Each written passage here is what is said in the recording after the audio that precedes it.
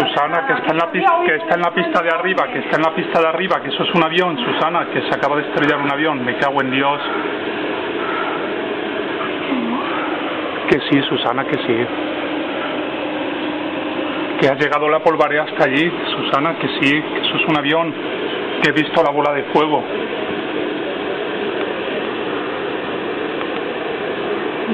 Joder, que se me sale. Mira dónde llega, Susana, mira, que no es un coche, Susana, que mira dónde llega allí el polvo. ¿Es que ha arrancado? Que no lo sé, Susana, eso se ha estrellado al despegar. Al despegar porque están despegando hacia allá. Que es un avión, mira cómo arde. Lo hemos oído, Antonio. Susana, que es un avión. No. Susana, que es un avión. Por las noticias.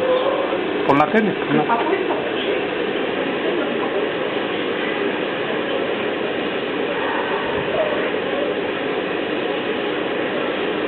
Pero ¿dónde están los...? Que sí, Susana, que está en la pista de allá, que yo sé dónde está la pista, Susana, que sí, que es un avión. Será un camión que se ha prendido fuego.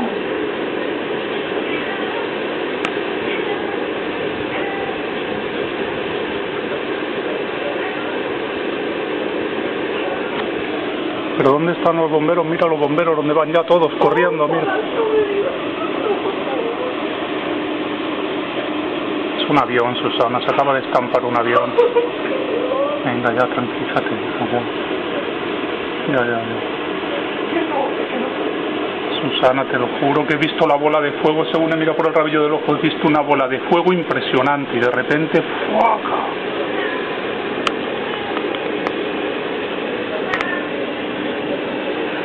Vale, este ya se ha salido. Vale, toma. Bonito.